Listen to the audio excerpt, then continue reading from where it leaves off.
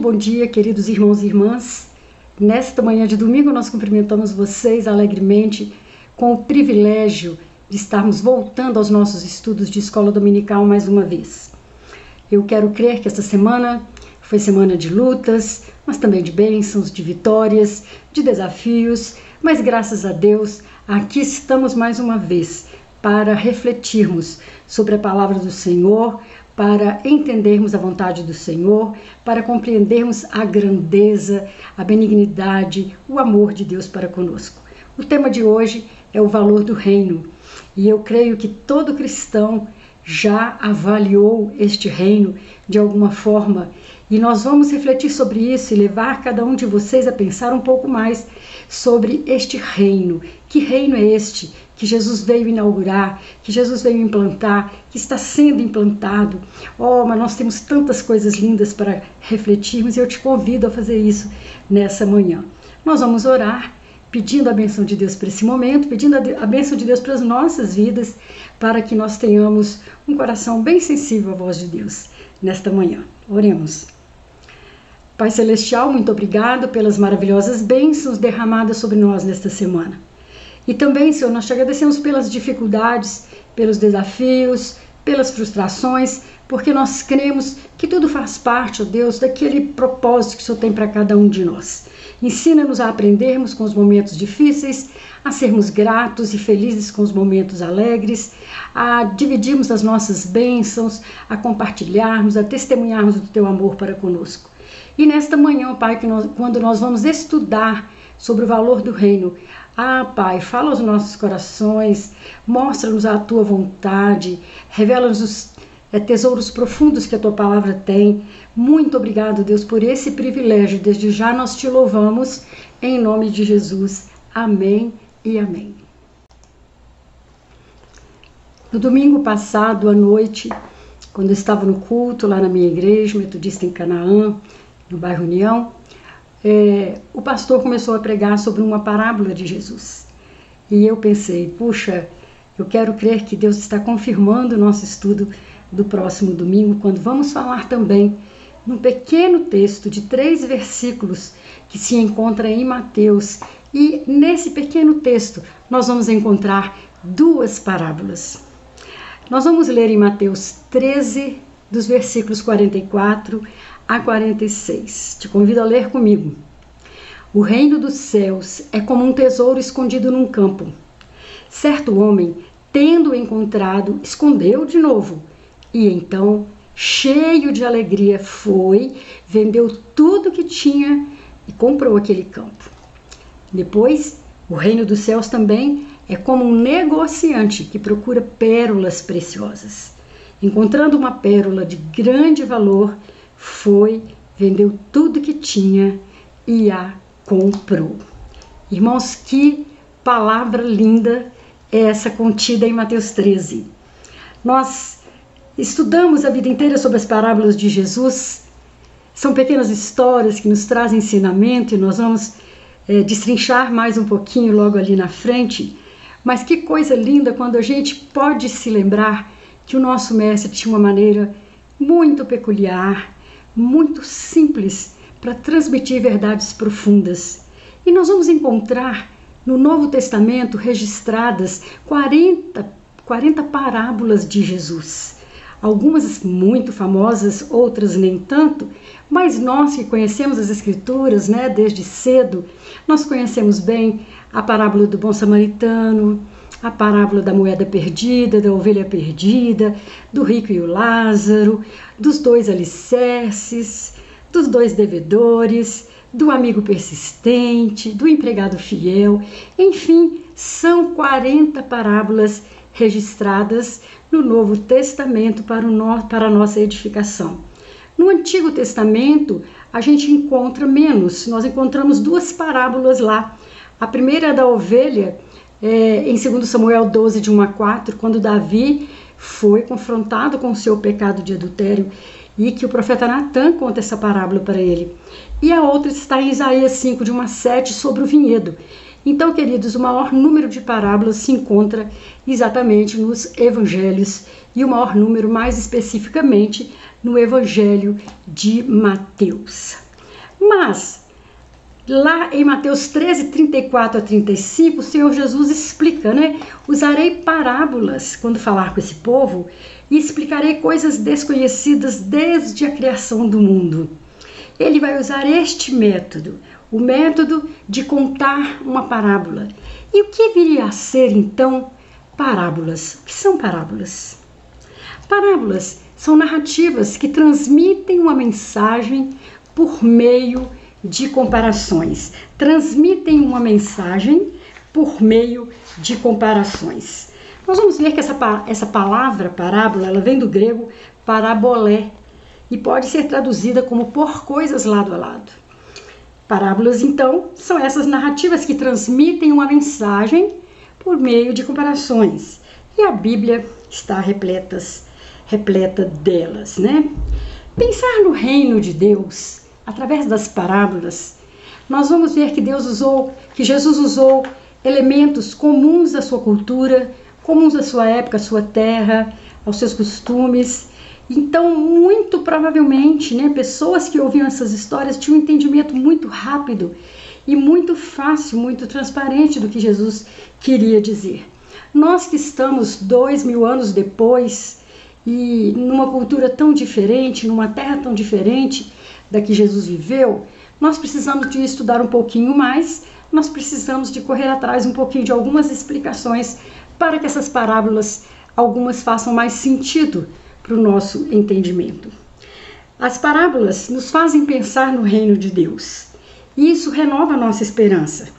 Por isso, nós vamos ter alguns estudos a respeito de algumas parábolas daqui para frente. E essa parábola específica de hoje, que fala sobre o tesouro no campo, né, um tesouro escondido num campo, e da grande pérola, ela faz parte de um grupo de... essas duas parábolas fazem parte de um grupo de parábolas que apresentam o reino de Deus e sempre começam com a expressão: o reino dos céus é, ou o reino de Deus é. Por vezes, este reino é uma coisa aparentemente pequena, mas que produz grande resultado. É uma semente boa, uma surpresa valiosa e transformadora na vida de quem a encontra. Mas foi assim também com o lavrador e com o negociante das pérolas, né? Nós vamos ver que o lavrador, ele encontrou numa propriedade que não era dele, um tesouro escondido. Se o terreno não fosse do trabalhador, o que ali fosse achado também não seria, porque o terreno não era dele. Mas, não podendo se apropriar do tesouro, o lavrador da parábola comprou o campo e assim pôde se apropriar de tudo que estava nele, inclusive o tesouro. Para isso, ele vendeu tudo que ele tinha e o fez transbordante de alegria, pois havia entendido que o que acabara de achar era de um valor sem igual. Ele soube avaliar. Ele com certeza estava ali arando para alguém, estava ali lavrando a terra para alguém, encontra esse tesouro. Se ele fosse desonesto, ele teria se apropriado desse tesouro que estava escondido no campo e sumido. Mas não, ele vende tudo que ele tem e compra o campo, e assim o tesouro fica sendo dele. Na segunda parábola, o reino dos céus é comparado à ação de um negociador de pérolas, que tira delas o seu sustento e o seu lucro. Alguém que tem saberes e experiências acumuladas para conseguir identificar uma boa pérola, uma boa mercadoria. Por isso, ao deparar-se com uma pérola como nunca fora visto, o homem nem pechinchou. Sabia que aquela valia o que estavam pedindo, e então vendeu todos os seus bens para adquiri-la. Todos dois venderam tudo que tinha para adquirir aquilo que eles encaravam como algo muito valioso. Então, tanto o lavrador quanto o negociante de pérolas se depararam com um tesouro em meio às suas atividades diárias. Tem essa semelhança. O lavrador não estava procurando, mas encontrou. O negociante esteve sempre procurando e, por conhecer pérolas, não teve dúvidas quando achou a mais valiosa de todas. A graça de Deus é estendida a toda a gente. O reino se revela para quem o procura e para quem não o procura. Olha como a gente está começando a tirar lições dessas duas parábolas. O reino de Deus, a graça de Deus é estendida tanto para quem a procura quanto por aquele que não está procurando. Então, tanto o lavrador quanto o negociante, diante daquilo que foi encontrado, fizeram tudo para obtê-lo, pois ambos compreenderam que havia encontrado algo muito melhor do que até então sabiam que existia. Nas parábolas, a pérola e o tesouro não representam valores materiais. Jesus está ensinando acerca de coisas espirituais. Se nas histórias o lavrador e o negociante puderam comprar o que havia achado, no reino de Deus a salvação não é comprada. A salvação é fruto da graça de Deus, cabendo a quem encontra a total aceitação. Esse é o grande diferencial. O tesouro e a pérola foram novidades que vieram àquelas pessoas, dando a elas um novo rumo, uma nova perspectiva de vida, uma nova alegria. Assim é o reino, que chega como salvação para todas as pessoas. A resposta a esse precioso e eterno valor deve ser dada com alegria, gratidão e compromisso. João Wesley, ao comentar o versículo 44, ele afirma: o reino de Deus dentro de nós é verdadeiramente um tesouro, mas um tesouro escondido do mundo e do mais sábio e prudente aos olhos dele. O que encontra esse tesouro, talvez quando nem pensava nisto, esconde-lhe profundamente em seu coração e por ele desiste de todas as outras felicidades. Aqui João Wesley está explicando essas duas parábolas de uma maneira maravilhosa. A pérola de grande valor e o tesouro escondido no campo. Em Lucas 17, nós vamos ver o seguinte: certa vez, tendo sido interrogado pelos fariseus sobre quando viria o reino de Deus, Jesus respondeu: o reino de Deus não vem de modo visível, nem se dirá aqui está ele ou lá está ele, porque o reino de Deus está entre vocês, ou em algumas outras versões, dentro de vocês.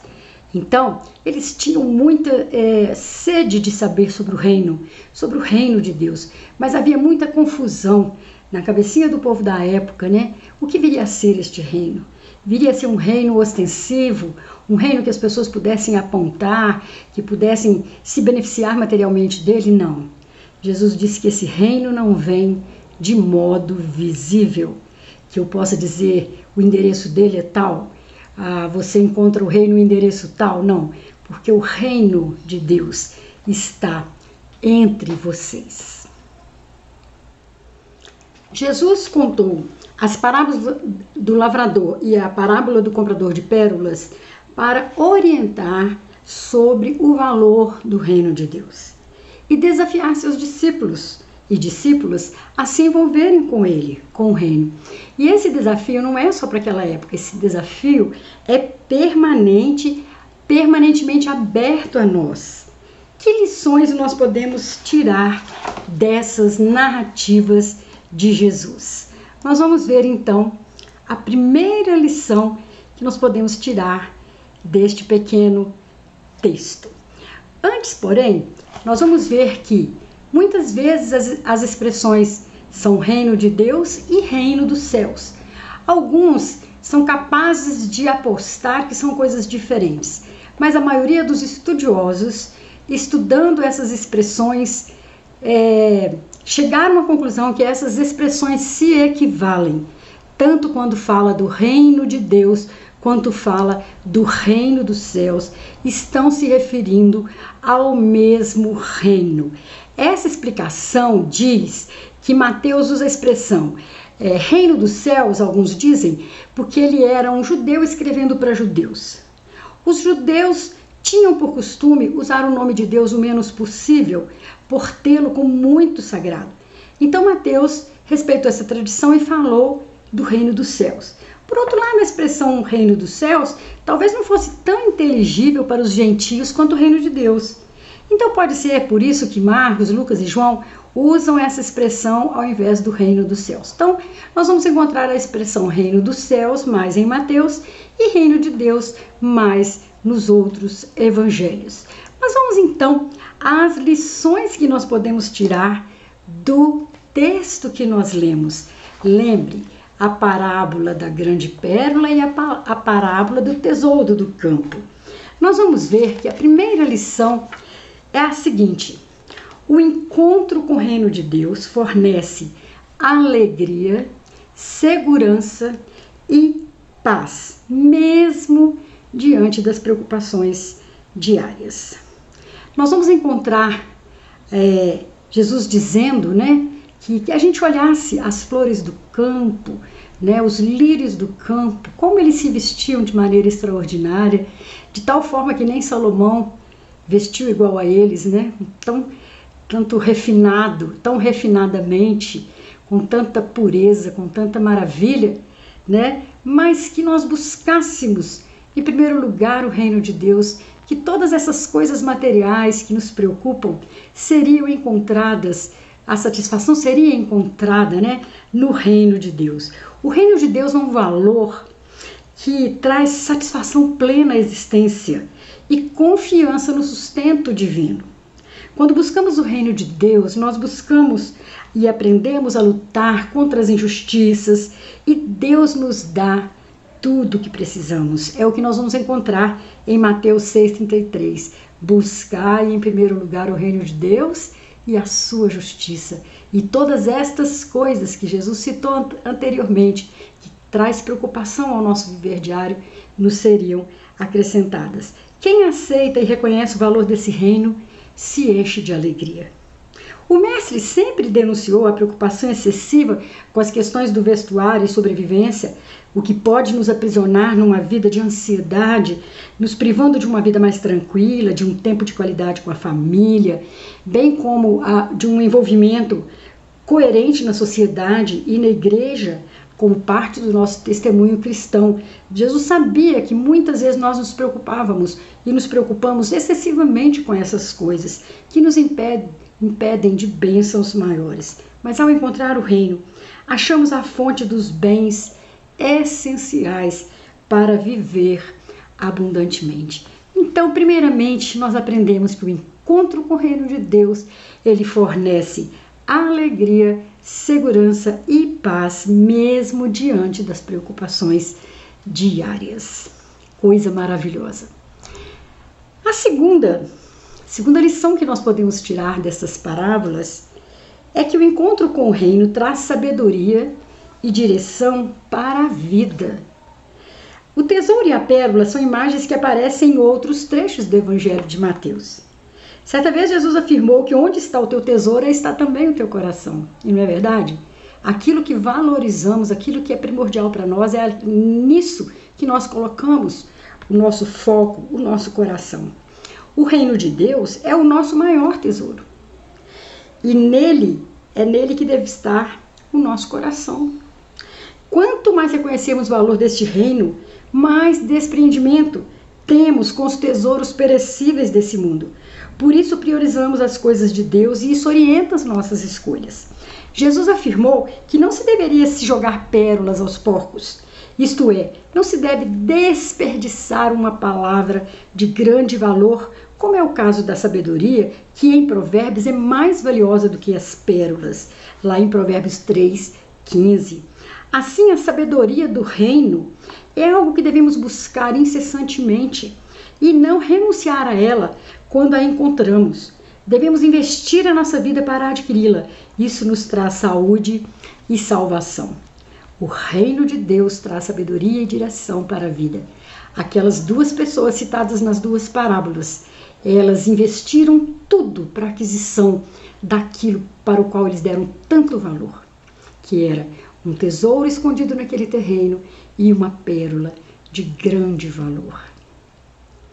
A próxima lição que nós podemos tirar deste pequeno trecho da palavra de Deus, do Evangelho de Mateus, é a seguinte: o encontro com o reino exige compromisso. Na lição de domingo passado, quando nós vimos o chamado de Jeremias, né, para o seu ministério, nós vimos que essa palavra veio à tona durante o nosso estudo. Se você tem um chamado, você tem que ter compromisso. O reino de Deus também, né, exige de nós compromisso. Isso porque o comerciante e o lavrador se comprometeram com o que encontraram, pois reconheceram o quão valioso era. Infelizmente, nós vivemos em tempo de banalização da mensagem de Jesus Cristo e do reino de Deus. Né? Nós vemos que as pessoas não sabem o real valor desta mensagem e do reino de Deus. Muitas pessoas vivem um cristianismo medíocre, raso, descompromissado. Talvez por isso Jesus incansavelmente advertia: quem tem ouvidos, ouça. Nós precisamos avaliar constantemente o nosso compromisso com Deus. Temos nos entregado completamente, renunciando a outras felicidades, como afirmou Wesley, para a melhor e mais importante felicidade, que é o reino? Devemos estar sempre nos perguntando isso. O quanto e como temos respondido à novidade do reino em nossa vida. O encontro com o Evangelho requer das pessoas cristãs renúncias, e isso acontece mediante o reconhecimento do valor do reino. Elas não são obrigadas, mas as pessoas que têm esse encontro com o Evangelho de Cristo, elas reconhecem que encontraram algo tão valioso, incomparavelmente valioso. Em outros termos, o encontro com o Evangelho do Reino requer assumir uma nova identidade, novos propósitos para orientar a sua vida, pois o Evangelho anuncia novidade em contraposição ao mundo, ao sistema, ao afirmar valores como fé, paz, amor, justiça, misericórdia. As parábolas de Jesus espelham o valor do reino de Deus. Ele é como um tesouro oculto no campo, oculto para algumas pessoas que o rejeitam, mas revelado a quem se abre a ele ou o procura de todo o coração. Possuir o reino também exige renúncia e compromisso de quem o encontra. Por isso a atitude do lavrador e do vendedor de pérolas de oferecer tudo que tinham a fim de adquirirem esse bem mais valioso, ela é muito drástica. Eles juntam tudo que têm, eles vendem tudo que têm para adquirir aquilo que eles consideravam de maior valor. Para Mateus, esse é o compromisso com o Evangelho da Justiça. Nós abrimos mão de tudo mais em favor do Evangelho. Aquele e aquela que se envolve com o reino de Deus deve buscar comprometer-se com essa construção do reino de justiça, onde não haverá espaço para desigualdades. Assim, os discípulos e discípulas de Cristo são chamados e chamadas a não se orientar pelas preocupações diárias, pelas coisas mínimas, passageiras, mas pelos valores do reino, que justificam, que significa possibilidade de realização e sustento não só para essa pessoa, mas para todos e todas. A pessoa que encontra o reino, ela tem a sua visão alargada, ela tem o seu coração dilatado para com os outros. Mateus 6, 25 a 34, quando Jesus cita que nós devemos buscar em primeiro lugar o reino de Deus e a sua justiça, ele, apesar de ser forte na passagem, ele fala sobre as preocupações com comida, com vestuário, né, realidades que nós vivemos no dia a dia. Isso é uma preocupação primária da humanidade em todas as épocas, e nos nossos dias não é diferente. Né? Nós trabalhamos tanto para ter uma vestimenta melhor, uma casa melhor, um nível de vida melhor. Não há nada errado nisso, desde que isso não seja a coisa de maior valor na nossa vida. Quando se vive num sistema injusto, é natural que a preocupação quanto à sobrevivência salte à mente das pessoas, sobretudo das que vivem em situação de vulnerabilidade, como as pessoas empobrecidas. Mas o reino de Deus é a esperança da construção de um sistema mais justo para todas as pessoas. E aqui nós não podemos ter a ilusão de que a política, de que os governos, de que os sistemas vão alcançar isso sem a igreja ou fora da igreja. Essa luta pela justiça é de Deus, e os filhos de Deus, os cristãos, estão motivados por essas características do seu reino. O reino de Deus é um reino de justiça, paz e alegria para todos. Então, queridos, que parábolas que falam tanto ao nosso coração, né? Eu quero repetir aqui o versículo de Mateus 6,33. Busquem, pois, em primeiro lugar o reino de Deus e a sua justiça. E todas essas coisas, se você ler o contexto, né, os versículos anteriores, que seriam as suas preocupações com a sua vestimenta, com a sua alimentação, com a sua moradia, com seus estudos, que é importante. Deus não diz que isso não é importante para o ser humano, mas em primeiro lugar, busquem o reino de Deus e a sua justiça, e todas essas coisas lhe serão acrescentadas. Elas virão também. Bem, nós caminhamos para a nossa conclusão, né? O reino de Deus traz em si uma novidade sem igual para as pessoas, o que gera alegria e um novo senso de direção para a sua vida. A salvação e a entrada no reino é fruto da graça, não é por merecimento, né? Mas reconhecer o seu valor leva quem encontra esse tesouro eterno a fazer a escolha. Esse tesouro eterno nos motiva a renunciar ao que for necessário. Nenhum esforço humano que porventura seja feito para ser parte desse reino se compara ao valor que o reino tem em si. Esse reino já é nosso por herança. Em parte já o temos, pois o reino está entre nós, está dentro de nós, mas em parte ainda não. Só o teremos efetivamente completo e pleno na glória do Pai. Contudo, possuímos pela fé. E para isso, outros bens precisam ser deixados, a fim de que sejamos aptos e aptas para alcançar esse bem maior. O valor que damos a esse reino se revela nas atitudes que temos em relação a ele. E essas atitudes vão permear tudo na nossa vida. O nosso falar, o nosso sentir, o nosso agir, as nossas escolhas, os nossos tratamentos, os nossos relacionamentos. Tudo isso será envolvido pelo valor que damos ao reino de Deus. Irmãos, que lição preciosa. Nós cremos que, na visão de mais outras parábolas que nós teremos em outros estudos, o nosso coração vai ser cada dia mais enriquecido pela palavra de Deus, pela palavra de Jesus, quando ele nos conta uma experiência, uma história tão simples, mas traz para nós verdades tão profundas. O que nós temos valorizado em nossa vida? O que para nós tem sido prioridade? O que tem sido o valor supremo? O valor pelo qual nós estamos dedicando a nossa vida? Esse é o reino de Deus. Jesus nos convida a fazer parte desse reino. Jesus nos convida a trabalhar para esse reino, para que esse reino seja implantado, para que esse reino seja estabelecido e se complete plenamente na eternidade. Nós louvamos a Deus por esse estudo. Eu desejo que você tenha aprendido um pouquinho mais com a parábola do negociante de grandes pérolas e com o lavrador que encontrou um grande tesouro num campo. Eles abriram mão de tudo que tinham para adquirir esses grandes tesouros. E você já abriu mão das coisas que você considerava tão importantes, mas que diante da grandeza, da beleza, do valor do reino de Deus se tornam pequenas? Pense nisso. Peça a Deus orientação, discernimento, peça a Deus revelação da sua palavra, para que mais e mais nós possamos valorizar aquilo que realmente tem valor.